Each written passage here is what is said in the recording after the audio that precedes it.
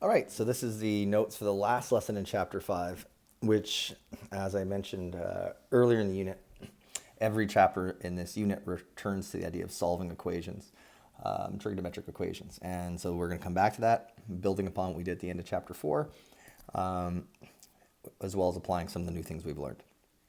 All right, so with this, what I start with is a graph of y equals 2 times the sine of 2x, and the graph of y equals negative 1. All right, so that graph there relates back to this equation here. Where does 2 times the sine of 2x equal negative 1? And so, for example, if I'm looking at this equation with this restriction between 0 and 2 pi, I can see immediately there are 1, 2, 3, 4 solutions, because this is the region from 0 to 2 pi. And that is, I can see the 4 solutions where 2 sine 2x equals negative 1. Okay, so what are these 4 solutions? Well, if I had this in Desmos, I could just tap the screen and see. And that's a really important idea I don't want us to lose sight of, especially for like today's last problem. While you can solve it algebraically, in many ways it's superior to solve it graphically.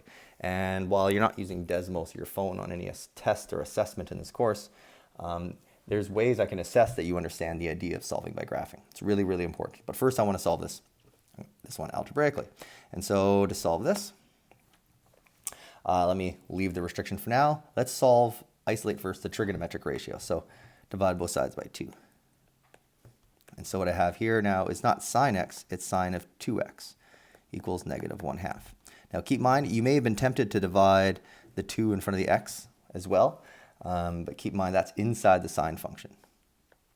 Right? Well, I don't like that marker. Right, all that's inside the sine function.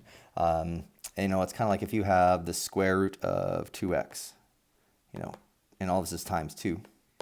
If I then divide by 2, these cancel out, but not what's inside there. And so with that said, though, that leads me to the sine of 2x equals negative 1/2. That 2 in front of the x makes a pretty big difference. And that's really what makes this question different from what we would have done at the end of chapter 4. So let's ignore it for a moment. Let's think, where does sine equal 1/2? And where is sine negative? So first, maybe let's think about where sine is negative. Okay, so sine is negative in the, sorry, I'm doing this at home. iPad's different. Sine is negative in the 3rd and the 4th quadrants. All right, so that's where sine is negative. Where is sine 1/2? Well, hopefully from memory that sounds familiar. The sine of pi over 6 equals 1/2. And that's going back to what we memorized. So that tells me, now I know that the sine of 2x is going to be negative in these 2 quadrants, and now I know the reference angle. The reference angle is pi over 6.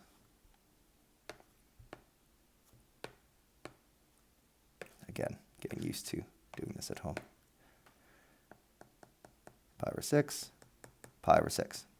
Okay, so let's think about what these angles are. Again, I have one angle from here to here. Let's think what that is. That is pi plus pi over 6. So what I just showed in red is 7 pi over 6. Okay, as well, I'll show in green this rotation here, all the way around like this. That is 2 pi minus pi over 6. So 2 whole pi minus pi over 6 is 11 pi over 6. However, 2 things to realize. I'm ignoring the restriction for now, so these go on. Okay, as well, this is not x, this is 2x. Right, I figured out where sine equals negative 1/2. Sine equals negative 1/2 at 7 pi over 6 and 11 pi over 6 and so on. But, so that's not x, that's 2x. And for example, at the end of chapter 4, we never had a coefficient in front of the variable like this. And so at this point, we'd be kind of done. I pay attention to the restriction, but I'm not done. So now I don't want to solve for 2x, I want to solve for x. So now I want to divide this by 2. And dividing by 2 is the same as multiplying by 1/2. And so instead of 7 pi over 6, because that's for 2x, for x, it's going to be 7 pi over 12. And instead of 11 pi over 6, because that's for 2x, for 1x, that's 11 pi over 12. Now, let's pay attention to the restriction. The restriction is from 0 to 2 pi. Now notice, I already knew from advance, by looking at this graph, there's two solutions. I now know that solution right there is 7 pi over 12. This solution right here is 11 pi over 12. But there's two more. Now they kind of pair up, so they're related to the two we just found. But what are they? Well, we need to think to ourselves, okay, how far is it from here to here? Or how far is it from here to here? Once I know what that is, then I can just add that value. Well, that distance I'm showing is the period of this wave. So what's the period of the wave?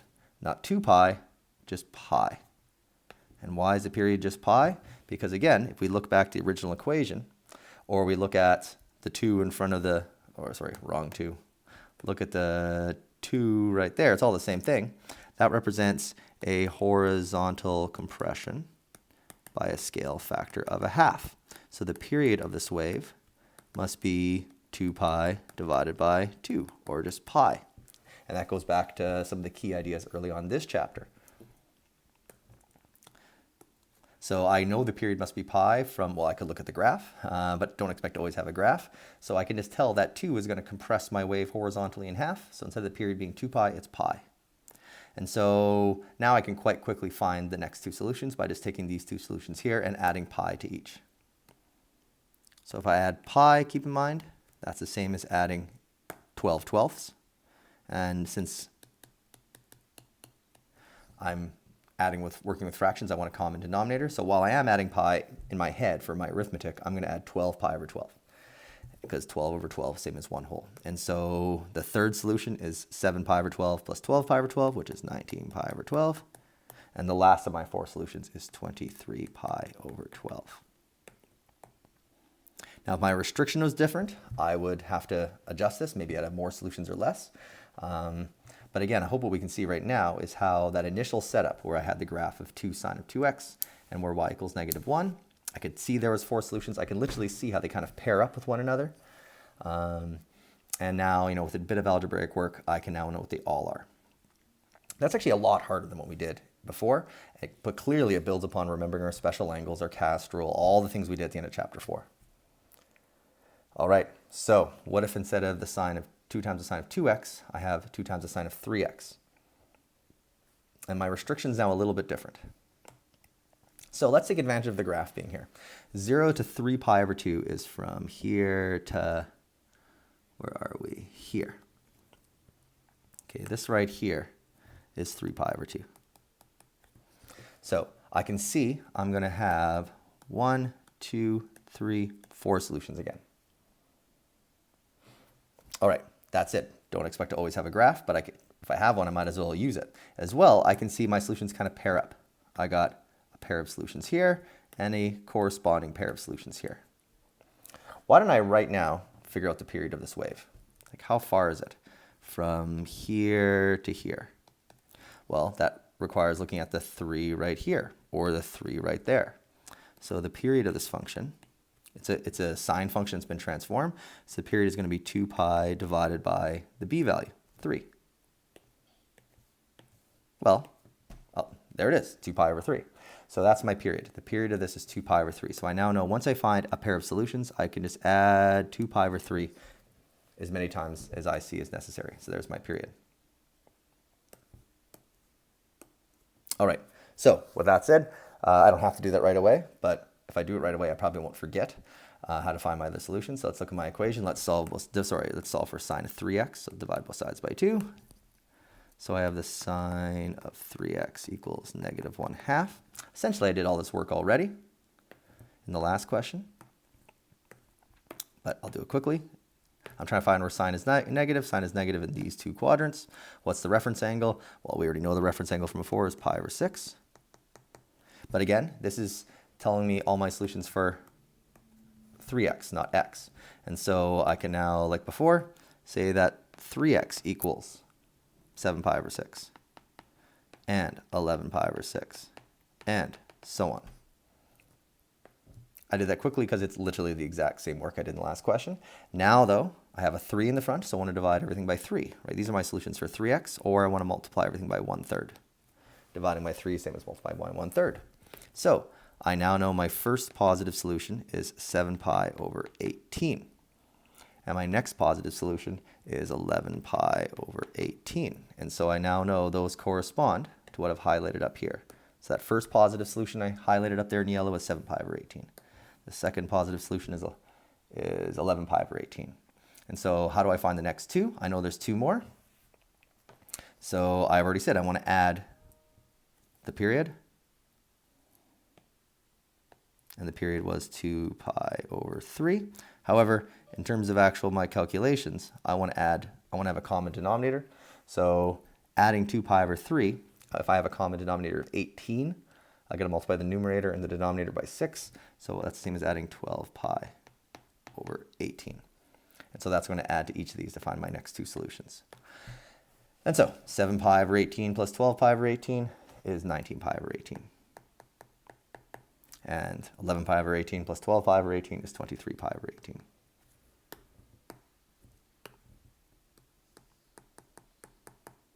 And again, those two solutions correspond to the four that I highlighted up there. And if my restriction was different, I'd have a different number of solutions, most likely. If I had a general solution, it actually wouldn't be too difficult to deal with. In fact, my general solution would actually be less work in many ways. My general solution would just be either of these plus any multiple of 2 pi over 3. That would be my general solution. So that's it. That wasn't a question. So I'm going to erase that. So keep in mind, before I move on, if I didn't have a graph already, and the next question I won't have a graph, really, I could have still done all of this work. I would have, think about the period. I didn't really need this graph. In fact, all this graph really did that was saved me a bunch of time was I could see right away there was 4 solutions. If I didn't have the graph, then I'd have to just, pay attention to my restriction more until I, in this case, make sure I didn't go past 3 pi over 2. All right, with that said, let's look at this one where I don't have a graph. So my b value is 2 pi. So why don't I right now figure out the period? The period of this. It's a tangent function. So tangent normally has a period of pi, not 2 pi, right? But I'm dividing by 2 pi. And so when I simplify this, this gets to be a half, not half pi, but 1/2. So the period of this particular, of 2 times the tan of 2 pi x is a half. Okay, I didn't have to do that right away, but it's probably a good thing to do. Now let's, for this case, let's add 2 to both sides and divide by 2.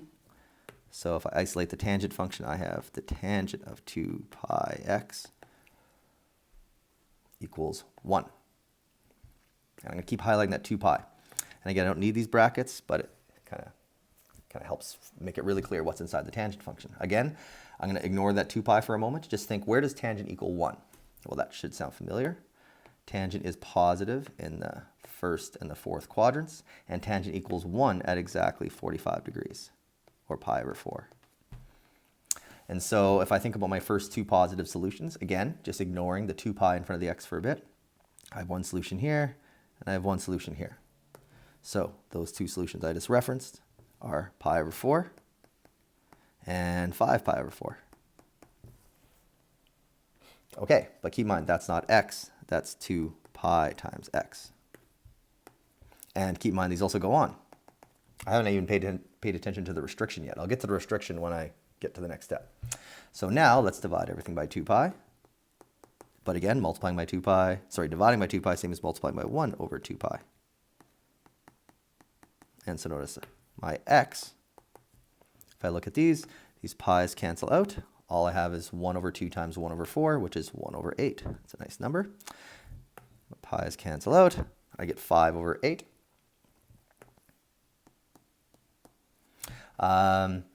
So that's it. This keeps going.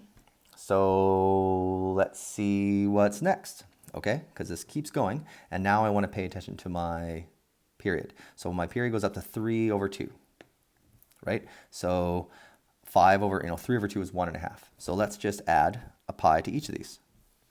Sorry, I'll take that back. Let's add the period, to each of these. Okay, so for example, if I take this and add my period, which is 1/2, well, that in terms of eighths, adding 1/2 is the same as adding 4/8. And so 1/8 plus 4/8 is 5/8. I've already found that one, which I can kind of see from my diagram. From there to there, is the period of the wave. So that's it. It's not wrong to add it to that 1/8, but I've already figured that's the solution. So let's do it again. More useful is to add 1/2 to 5/8. Or add, like again, 4/8. 5/8 plus 4/8 is 9/8. That is still less than 3/2. So do it again. Add another 4/8. 9/8 plus 4/8 is 13/8. 13/8 is more than 1/2. So this is outside of the restriction. And again, if you're not sure why 13/8 is more, one thing you can do is find a common denominator and realize that 13/8 and 3/2, make this an 8, make this a 12. This is more. 13/8 is more, or you can decimalize each. But in the end, I can see there's 3 solutions here. 1/8, 5/8, and 9/8. So in the end, I didn't need the graph. By not having a graph, though, I couldn't immediately see how many solutions there were. But again, in this case, actually my solutions were actually kind of pleasant. There's 1/8, 5/8, 9/8. Didn't have any pi's in them. All right, so for this last question, I'm going to solve it algebraically, but then I want to point out how it's honestly, I think, superior to solve this graphically. But either way, we have to come up with a model. So it says the high and low tides for a single day in Prince Rupert are shown. And I have some actual data here. The relationship between tide depth and time can be approximated with a sinusoidal function, which means I can model information from this using a sine or a cosine wave. So determine how many hours the water at this location was less than 3 meters in depth on that morning. On what was this? April the 3rd, 2019, before noon. So first, most of our work is coming up with a model here. So let's maybe, as usual, what I recommend is visualize this. And so let's make a sketch of a graph here.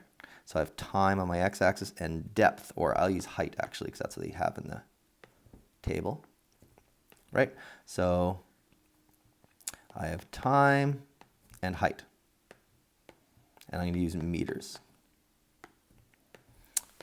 Okay, next, my time right now is in hours and minutes. I want time to be kind of decimalized.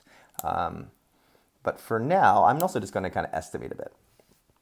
Because if I look at 1:35, and actually I should be clear, I want time to be hours from midnight. So this is 0, 24, this is a complete day. Okay, I should make that clear to at least myself, that this is hours from midnight.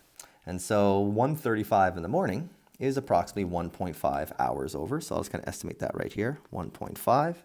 And 1.5 hours after midnight, that was a high tide, 6 meters. So I'll put that up here. So here's a point. Okay, that is one of my high tides. Next is 7:34 in the morning. So pretty much 7.5 hours. I'll estimate that about right here. And that is a low tide. That's about 1.8. So let's estimate that about right here. Okay, what do I have next? I have 13:36, 1:36 in the afternoon. So pretty much 13.5 hours from midnight. So I'll put that about right here. 13.5, and that's another high tide.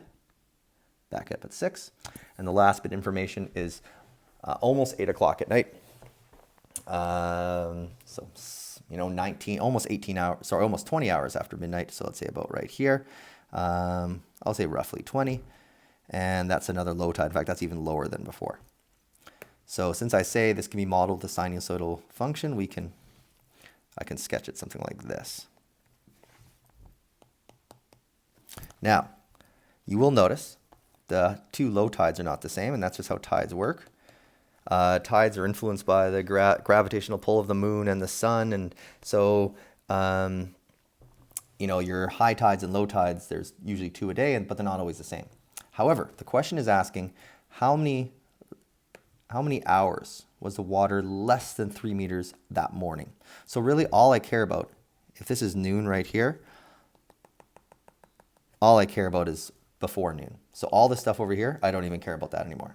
I'm not going to use that data anymore. It wasn't wrong to sketch it. I just don't need it. I don't actually care about that part. And so let's visualize 3 meters. I don't know, let's say it's about right here. So I'm trying to figure out how long was this time right here. Right, that's my question, trying to figure out how many hours and minutes was that interval there when the tide was less than 3 meters. So now I haven't done any work in terms of calculations, but I've set up a lot. Okay, I now know all I need is this information here and here. I'm not even going to look at that information there. If I was asking about the afternoon, then I would look at that information. So now I know what information is valid and is important for what I'm looking into. So now let's find the wave that really connects those 2 points that I've connected in orange. I don't even care about the afternoon. So I need to find my amplitude.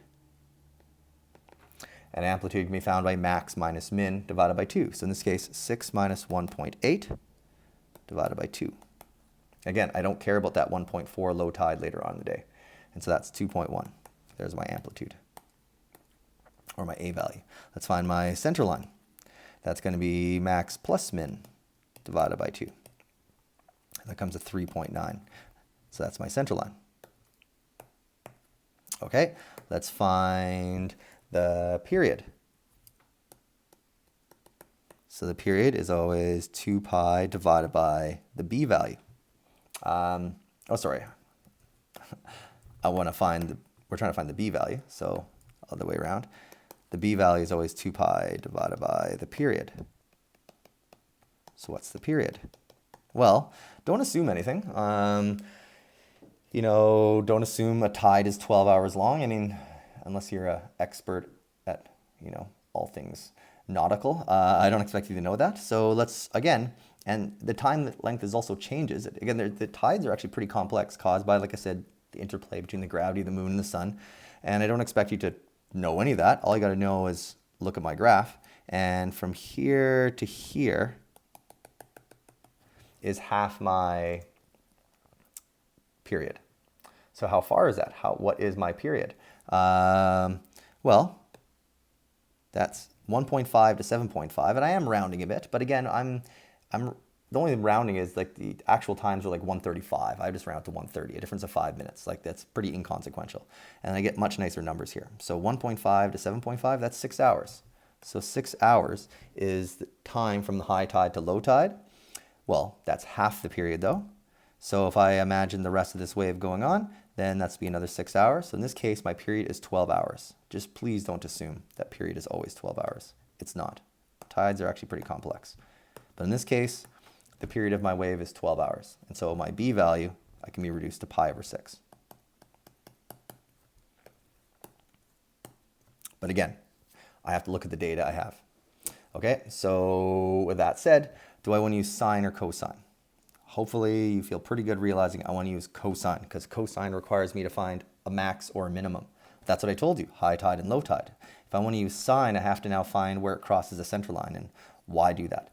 And so I want to use cosine, and I can pick either the maximum or the minimum. Either way, I'm going to have a phase shift, because neither of these points is right on 0 for time. And so I'll just pick the max because it gives me a positive value. So I'm going to use cosine. And I'm going to say height equals 2.1 times the cosine of pi over 6 times time, but I need a phase shift. And so since I'm using my maximum, I'm keeping A positive. I look at this point here, and again, I have to imagine my maximum being translated 1.5 units to the right. So I want to subtract 1.5 from my time, and all this plus 3.9. So that is my model. Okay, this models the height of the tidal water just in the morning. And I say just in the morning because I never actually took into account the information for the afternoon. If I tried to do that, I'd have to come up with a separate model. So that's what this represents. And again, as always, some of the hardest parts are probably this phase shift here. Hopefully you realize why I'm using a cosine function again. Cosine is by far the easiest to figure out if you are given a max or a minimum of your wave, and that's what high and low tide are, the maximum and minimum. Again, if I made this negative, I could have, then I would have to look at that point there and subtract 7.5, but I'd have to make my A negative, and I just give myself needlessly extra negatives. All right, so that's a big hurdle done. This is a tough question. What do I do with it? What was the question asking again? How many hours was the water less than 3 meters? So let's look at my very messy diagram. Let's clean it up a little bit. Okay, so I'm trying to find the distance I've kind of highlighted, the horizontal distance, the time I've highlighted in green. Really, if I can find the distance from here to here, I can take that in times by 2, and I'll know that time. right? If I can find either of these distances, well, how can I find that distance? If I can find this solution for this point right here, if I can find out what time this is at, then I can find that time, subtract it from 7.5, then I'll know how long that was from low tide, and then double it. So again, my idea, if I want to solve this algebraically now, is I want to find this one solution here, my first positive solution. I want to find my first positive solution. Once I know what that time is, I'm going to subtract that from 7.5, find the difference to find out how long this chunk of time is right here. Once I know how much time it is from there to there, all I have to do is double that and I'll have the complete time. And then I'll solve this graphically, which I said will be superior in terms of efficiency. That's it. I want us to understand both. And so how do I find that first solution? Well, let's make my output equal to 3. So instead of h, I'm going to say 3 equals 2.1 times the cosine of pi over 6, and so on. Okay, so what I want to do next, I want to subtract 3.9 from both sides, and then divide both sides by 2.1. Okay, do those two steps fairly quickly, and I should get negative 0.429 on one side, and just the cosine of pi over 6 times t minus 1.5 on the other. Okay, what do I do next? Well, I have a lot of options here, but I'm going to go straight to my inverse function. I want to cancel out this cosine function here, so I want to find the inverse cos of both sides. And so all of this right here, I can just type into my calculator. Make sure I want to make sure I'm in radian mode. In fact, I should make a comment on this. How do I know I want to be in radian mode? Well, think back up here to the equation I created. Right here, I chose to put 2 pi in the numerator because I'm thinking about how cosine has a period of 2 pi in radians. So if you thought about 2 pi right here, whether you realize it or not, everything you're thinking about is in radians. That's how I know my calculator has to be in radian mode, because this 2 pi here refers to the period of sine or cosine, but in radians, not degrees. So if I was to have my calculator in degree mode, I can do it, but I need to make this 360 instead of 2 pi. And again, don't do that. Just make sure your calculator is in radian mode. And so inverse cos of negative 0.429 comes to 2.01 about.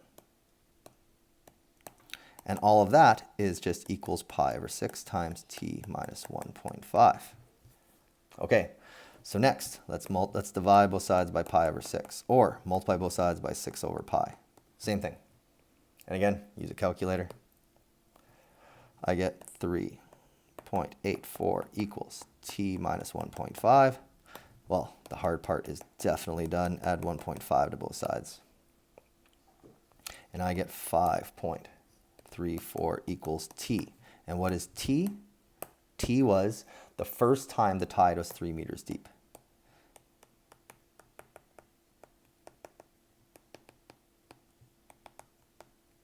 All right, going back to my quick sketch here, I now know that time right there. That is about 5.34 hours after midnight. And so now, what was my plan again? I was going to find the difference between 7.5 and 5.34, and that'll tell me how much time that half is, and then double it. Okay, so now the total time. So I'll say, therefore, the total time is going to be 7.5 minus 5.34. Take all of that and then times by 2. And that will tell me how much time it was. And so if you do all that, you get about 4.3 hours. So about 4 hours and 20-ish minutes. Okay, not 30 minutes, right? 4.3 is about almost a third of an hour, so about roughly 20 minutes.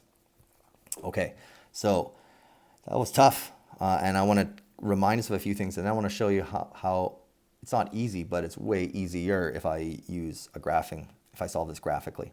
Although keep in mind, to get this correct algebraically, you have to have a really solid understanding of almost everything we've done so far in this unit. It's how to solve some pretty messy algebraically, how to solve some pretty messy trigonometric equations, how to create a model of a trigonometric, of a sinusoidal wave, and how that all connects back to actual data. This is a tough question. And so even if I was to solve this using Desmos, which I'll do in a moment, I still have to do all of this work over here. I still have to come up with this model. But notice the difference now. What I'm going to do in a moment is switch to Desmos, where I have this function graphed. Okay, and so let me switch to Desmos. Okay, so what you see in red is the graph of my model for the tide. And I also graphed a second equation where y equals 3. And so let's see how long this takes. So if I want to find, there's that first time, about 5.3 hours. Here's the second time, right? I'm trying to find when is the water less than 3 meters in height. And so now all I need to do is I now know the water was first 3 meters in depth at about 5.3 hours after midnight. And then it stopped, it became deeper than 3 meters at around 9.6 hours from midnight. So all I need to do now is subtract, find the difference between these two numbers. 9.64 minus 5.3 is about 4.3. That was a lot faster. Okay, and it's no more, solving it algebraically was no more accurate. It still required technology. I need to use inverse cos. So I mean, honestly, this is superior. And like I keep saying, yes, I'm not going to use your phone on any assessment for marks in this course. But I do need to see that we understand what it means to solve by graphing. Because honestly, if we're actually trying to solve an actual problem, what I just did right now is superior to all the algebraic work I did before. Honestly, it's superior. So please don't fall into the trap of thinking that algebraic solutions in a math class are always better than graphical ones. Maybe 150 years ago, but not in the year 2020 or whenever you're watching this video. All right. So with that said, that's pretty messy now, isn't it? That gives me a headache. Let's look right here. That's a bit nicer. All right, so that completes this chapter. Remember though, most of your homework won't be like a question nearly this difficult. It'll be questions like this, which are still difficult. And when you do get some word problems, I encourage you to use graphing technology to solve them. Okay, because again, this is still a tough question, even if you're using Desmos. It's just not as tedious to solve it using Desmos at the very end. All right, I'm done talking.